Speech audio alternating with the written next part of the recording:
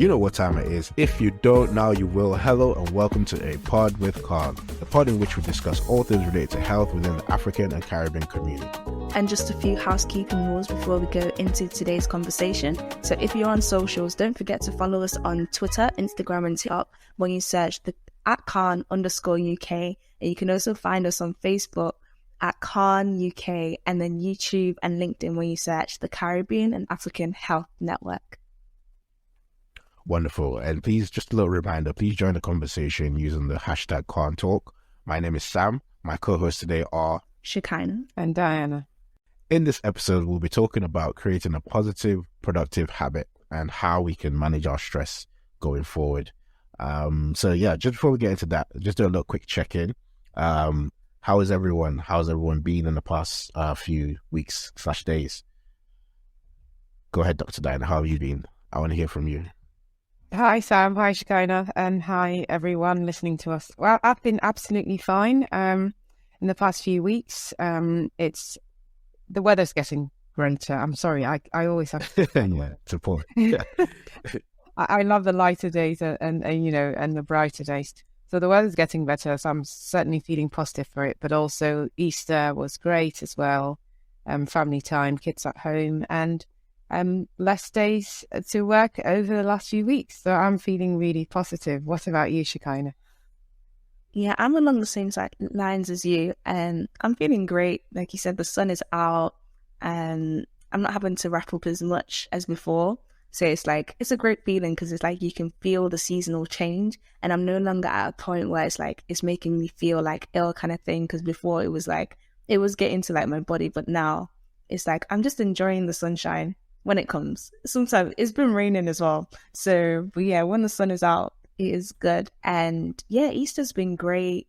Going to church, being with family, and like you said, less working days in the weeks that have gone past. So it's been good. It felt like a energizing time. Yeah, definitely. What about you, Sam? I definitely the same as both of you. I feel like the lighter days are always welcomed. As you guys know, the SAD that affects me. So when I see the sun and the blue skies, I'm like smiling my head off and just like having a cheerio time. So yeah, it's been good. Easter was also very welcoming. Very nice to see like all the children like doing their plays and stuff at church, and just everyone feeling bubbly.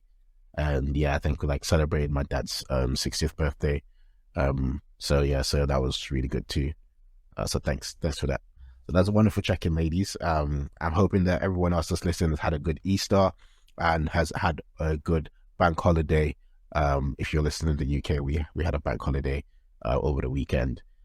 So yeah, we will just get straight into it. Creating a positive, productive habit. I think this is something that I guess affects me mostly because sometimes I feel like I'm not as productive as I could be. Sometimes I feel like, and then again, sometimes I feel like I'm harsh on myself as well, because like when I'm like recanting what I've done in a day to someone or in a week to someone, they're like, "Oh, you've done a lot," and I'm thinking to myself, "Yeah, but I should have really done more." So I guess, Dr. Diana, the question I want to ask you is, how can, as from your medical like expertise, how would you encourage someone to have a productive, positive working habit? Like, what are the tips you could give us if you've got any off the bat? Thank you. That's a tricky one because I guess productive is relative. But I guess one thing we can all agree on about productivity or having a positive, productive. I almost feel as if we're repeating ourselves, but I guess there is some difference because people can be productive in a negative sense or in a positive sense. So we're focusing on the positive productivity. And I think one thing we can all agree on about productivity is making sure that the output is, the best output you can get from whatever you're inputting. So for however many hours, energy, brain power, resources we put into an area or into a project or into an assignment or a task, being able to get the most out of what we've put in is kind of, what we're talking about, and creating that output in a positive way is kind of what we're trying to focus on. So back to your question, I think that these will be quite general and not specifically from a medical point of view. But if we're starting from a medical point of view, I think because you are the person who's putting in those hours, putting in those resources, creating that output, first of all, you need to be in a good physical, mental, well state, basically.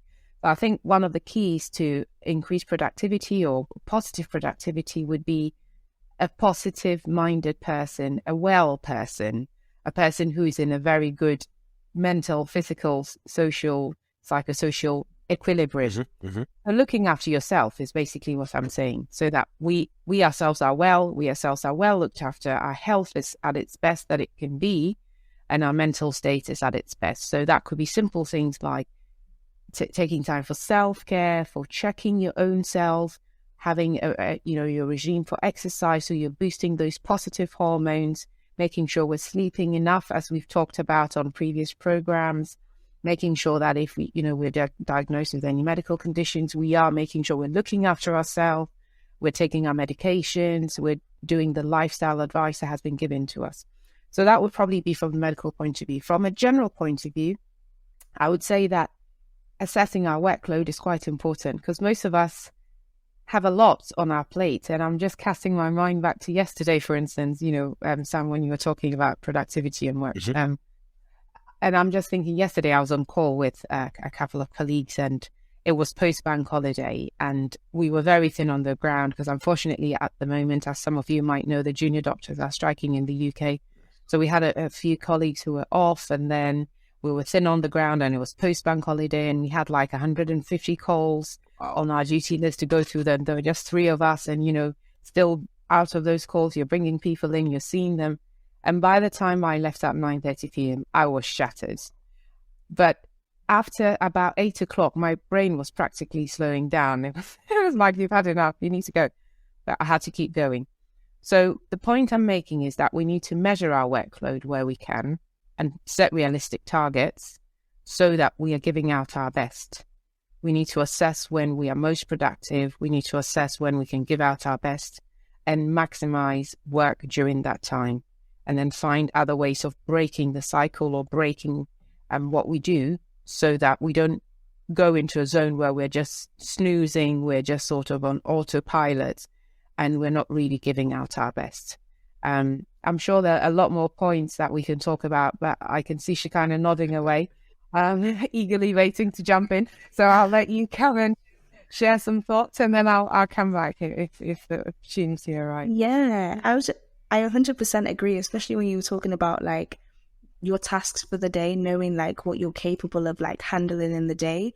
And it just brought my mind back to the like importance of prioritizing everything you're doing in the day. Because I have a discipleship mentor that I talk to, and I was talking to him about how like over the past 2 weeks, I just keep waking up very tired. And one thing he told me is that exhaustion, it begins the day before. So it's not that it's like you didn't get enough sleep and that was it. It's like, why aren't you getting enough sleep? Like, what are you doing? And also, sometimes I tend to be kind of a yes person. So if someone asks me to do something, I'm like, yeah, sure. I'm like, yeah, sure. And it's like this whole thing of like making sure everyone's like, please, and saying yes to things. And it's like, just now realizing that you need to prioritize your day, and saying no is okay. So I feel like with productivity, being able to like know when you can say yes and when you can say no as well is important, so that you're not taking on too much for your day, because you just end up like burning out, and like we said, not giving your best to everything you're doing. And also giving your best to the things doesn't mean like you're dividing up yourself, like I'll give 10% here, 10% here. I feel like that's what some people think of when they think of balance. But when it comes to productivity, it's having enough rest, having enough sleep, prioritizing your day so you can like give 100% to like whatever you're doing. And sometimes it might not be 100%, but let's say if you're tired, still being able to present your best self in your tired state. Sometimes, like Dr. Diana was saying, she still needed to be there in her job. But it's like just being able to be present and not coast is very important, because we'll end up just doing life passively. So when it comes to productivity, prioritization is very, very key. And it's something I'm learning more and more. So yeah. Yeah, that's quite perfect. Because as you were saying about balance, and as Dr. Diana was saying, how she noticed at a specific time her brain started to shut down. I used to feel that way all the time. Like after lunchtime, I'm like, oh my god, yeah, the rest of this day is gonna be a bit long because I just want to just not do anything now after lunchtime. So I guess I had to, for me to improve my productivity in the past few months, I had to notice that change in my body and think to myself, what am I doing to make this worse or to make this better? And then I realized, sometimes even at lunchtime, I can't like stop thinking about what I'm supposed to do. So that's why I'm still like in that groggy state of, once lunch is finished, I'm still gonna have to go back to work. So yeah, it's that balance of when we're being productive, whether it's at work or whether it's in our creative spaces, it's taking that break away from the task and then coming back to it could, revitalize that brain power to carry on going, which is something that you guys have both said in different ways. I think one of the reasons why we decided to talk about this topic was we just recently experienced a 4-day working week on both sides. This is the second side of the 4-day working week. And I wanted to get your thoughts on that, ladies, because personally, I don't know, maybe it's because we've not had, it's not a current or it's not a current thing that goes on every week. But I felt like, especially on Tuesday, like, oh my God, I feel like I've lost so much time. Now I have to catch up on all those hours that I've missed and all those things that I could have done during work, and not like accept the fact that it's been quite a luxury to have a 4-day working week, because, we've got an extra day to ourselves where we could just like declutter our mind, rest, spend time with friends and family, and actually do the things we love to do. As we have gotten older now, I realize one of my good hobbies is sleeping. I don't knock me for it, but yeah, I feel like when I sleep, I get like, when I wake up, I have like new ideas. I'm a bit more like eager to process the day and process life.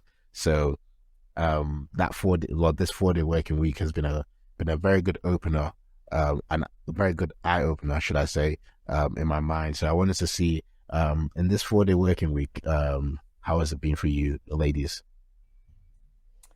Right. Thanks for that. And just before I talk about the 4-day working week, is it okay, Sam, just to chip in something on what you said earlier?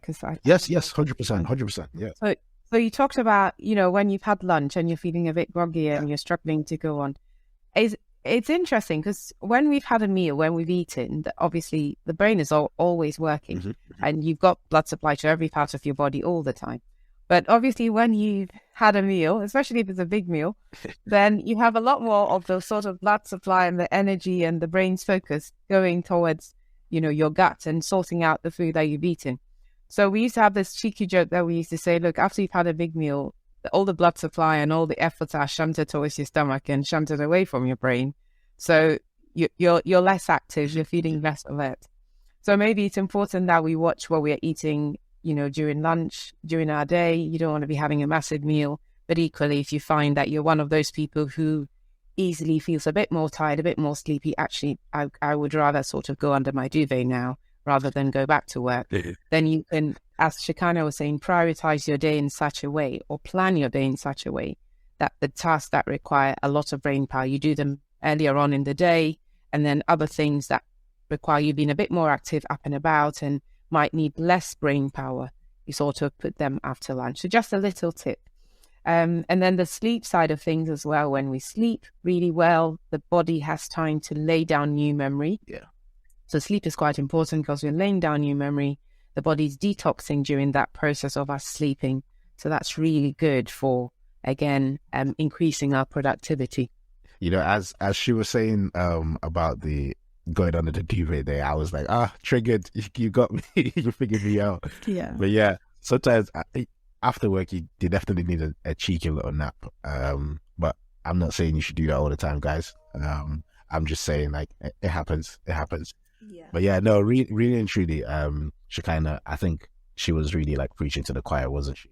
Mm-hmm, yeah. And just on the note of napping, I saw this on the internet somewhere that in some companies in China, they actually have beds inside the They do, they to improve productivity. And Yeah. hey, it works. It works because as Dr. Daniel was saying there with prioritizing your workload, so like the stuff that requires more brain power, doing it before lunch if you know you're a person that gets, tired after lunch. That is a very good point and something I will be practicing going forward. So thank you very much for that, Doctor.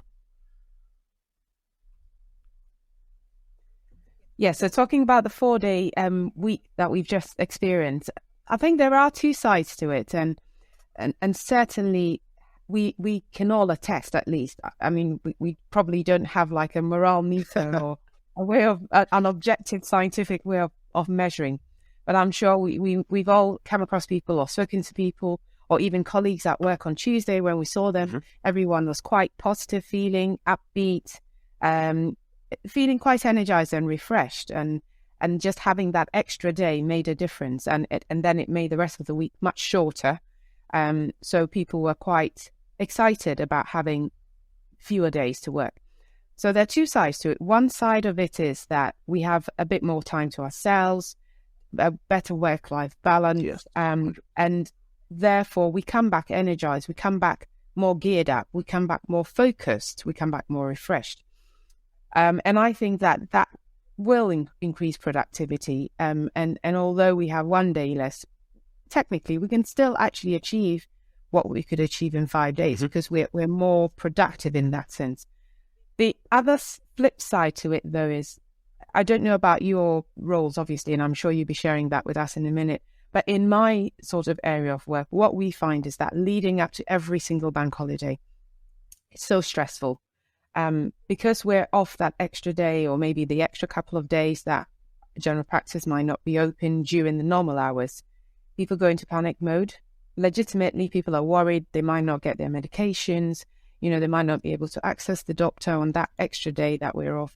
And so it can make people quite stressed and worried. So we end up having almost double or triple the request for everything that we would normally have. So people are ordering like 2 months worth of medication because just in case, they ran out over the bank holiday weekend and they can't access it, or, they might not be able to contact their doctors, although there are other avenues for contacting, the national health. But it's just that period of feeling I wouldn't be having access to a service. And so I need to store up. I need to put things in place.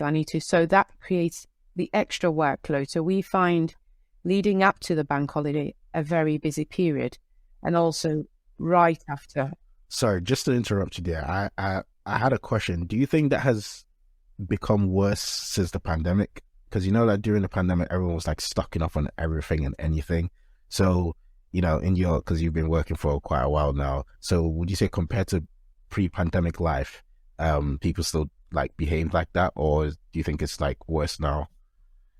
I don't think that aspect has changed. I think it's always been the case, pre-pandemic, post-pandemic, that leading up to and right after the bank holiday is extremely busy. So it happens during normal bank holidays, it happens during Easter, it happens during Christmas. It always happens. Like literally, that if you are the one who's on call on pre-bank holiday, it's probably going to be the worst on call. And if you are the one who's on call on the Tuesday after the bank holiday, you're going to have a day from hell. It's just the way, because we have more requests, we have more people phoning in, we have more people contacting us because they didn't have access to us over the weekend. People still go to the out of hours if they need to, but some of the things that they need sorting out will still need to be sorted out by their regular GP. So on that Tuesday, it's like the floodgates have been opened. Some people have sort of monitored that pattern, and they recognize that because that day is going to be extremely busy, if their request can wait or their queries can wait, they hold off to slightly later. And that's just an individual behavioral change of, people who've just thought, actually, I'm sure it's going to be really busy and I may not even get through on the phones. I'll hold on for another 2 days. But the general trend is that it gets a lot busier. So just from my point of view, I love having the extra day off, and it makes a massive difference because I get to spend time with family and friends and I come back refreshed. But I certainly, and most of the other doctors certainly probably put in 1.5, 1.75 work of worth on that 1 day when we've returned, or on that day before we go off. So when we balance the equation out, it's probably about the same as coming in on 5 days, but just we came in on 4 days. Compressed. But I'm all for a 4-day week. Yes. I think we should all try and nudge the government to make this mandatory going forward.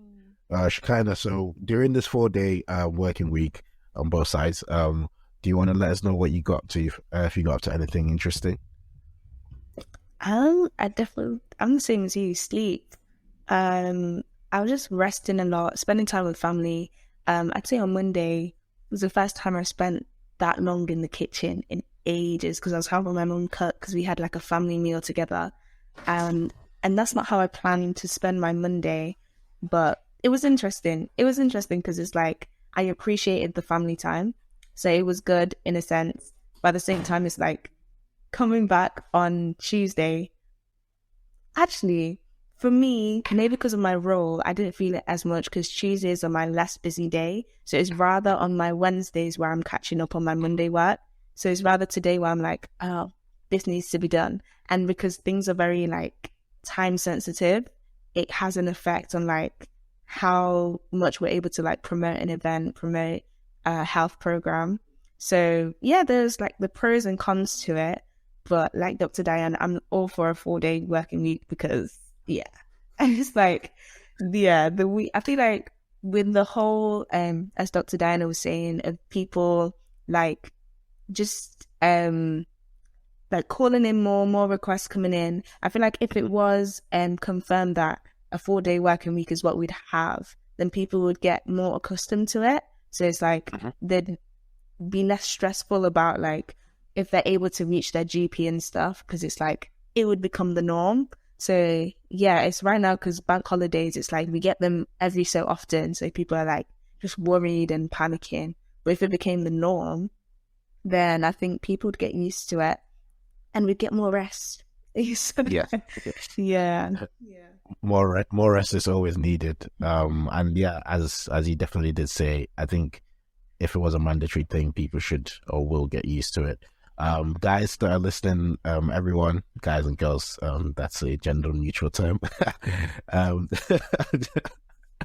Just wanted to emphasize what I meant by that. So yeah, if you're listening, please let us know what you got up to in the bank holiday and you know what you think about the 4-day working week, because I'm sure there are people out there that are against it, and I'll be very interested to hear your viewpoints, because there's always an argument for the other side of things, and we definitely want to know, you know, how you gone during your bank holiday, because I saw a couple people when I went to top up some petrol, they were getting like barbecue stuff, and I was like, damn, I wish I was this prepared for this bank holiday, like having a barbecue with the family and friends. So yeah, if you got up to anything fun, do let us know using the hashtag CAHN Talk. Just before we round up for the day, I wanted to ask you, the listeners, as well as, you know, Dr. Diana and Shekinnah, if you were given the power via the parliament, what would be one thing you would change that is like as a norm? It's a little, I'll give you a little moment to think about it.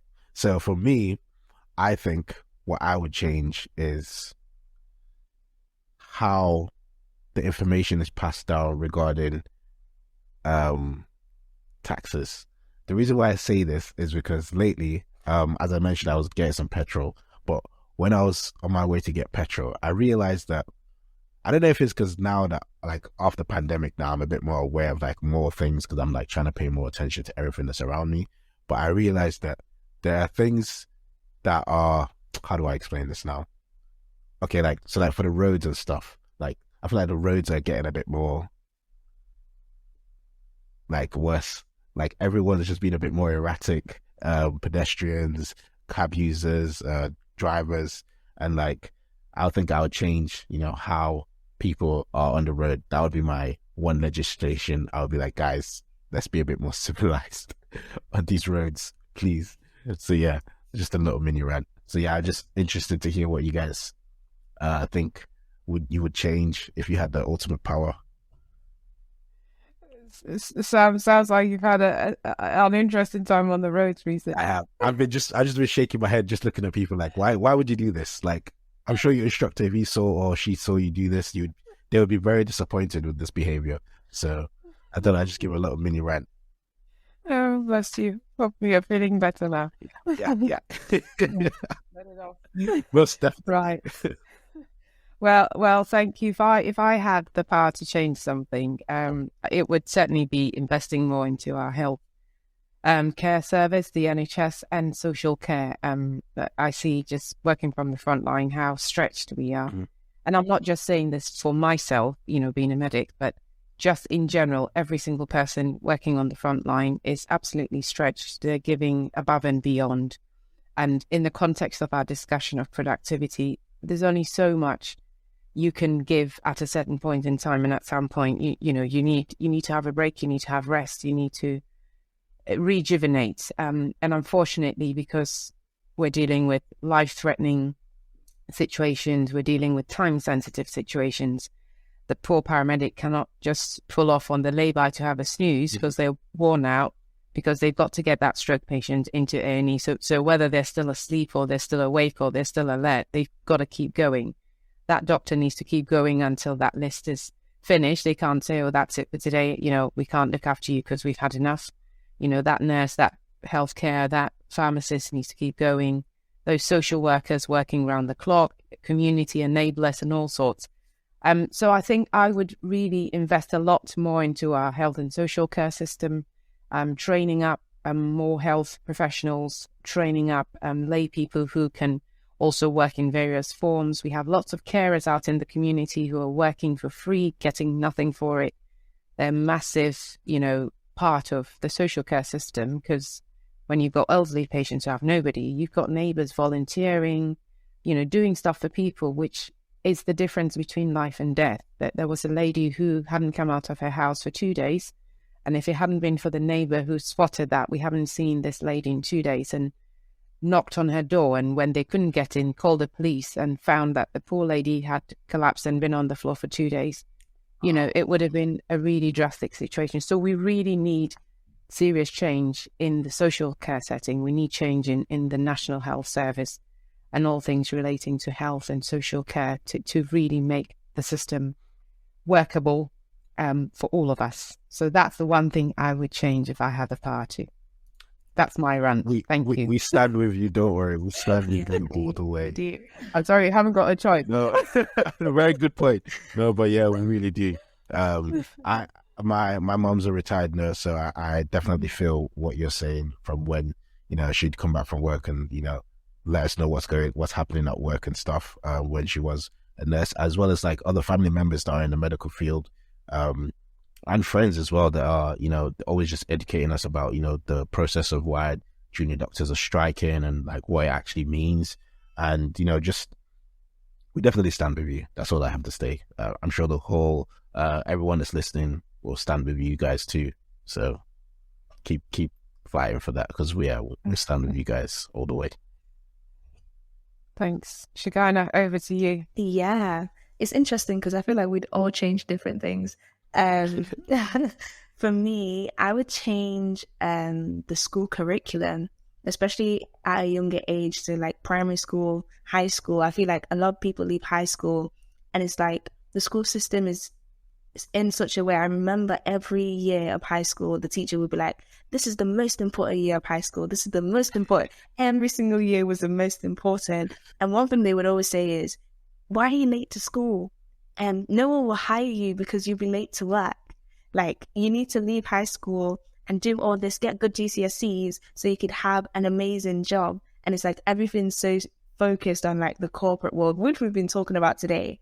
And it's like, it's just very narrowed down. And I feel like even if that's like what people in power want us to all like enter the corporate world, it's like we're not educated enough. So in maths, for example, a lot of people, I remember going in high school and it's like, why are we learning about trigonometry? Like, I don't need to know a squared plus b squared. C squared.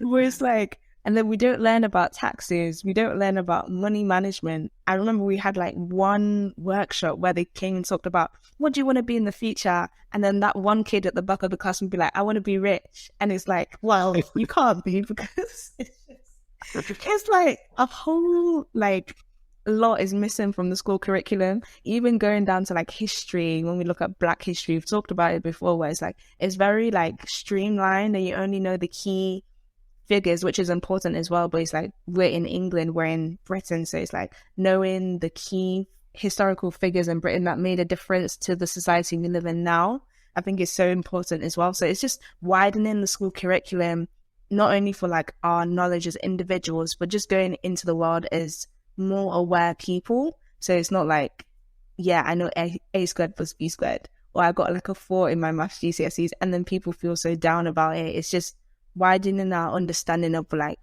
what is actually out there in the world and how we can like contribute to society, and having a job, a regular job, isn't for everyone. So going into the corporate space isn't for everyone. And also in school, not looking down on the people who don't learn in a specific way as well. So just, yeah, widening our school curriculum, and maybe training teachers as well. I don't know, but there was just something about high school where it's like, we felt like we learned a lot of useless things. Don't worry, every generation feels like that, because we definitely feel like that. So yeah, you're spot on there.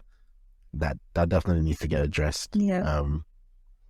Most def. But yeah, I think that kind of runs up today's topic on productivity, as that's something we're quite passionate about. Not just corporate productivity, but personal development productivity, creative productivity, and family productivity. Creating that deeper bond with people around you was quite important. So if you have enjoyed listening to us today, or you wanted to take part in any part of the conversation that we've had, please, once again, feel free to use the hashtag CAHN Talk. We'd love to hear from you, and we'd love to interact with everyone that wants to talk to us. So yeah, thank you very much for listening. That's all from me today, and have a wonderful rest of your day, week, night. Goodbye. Goodbye. Bye.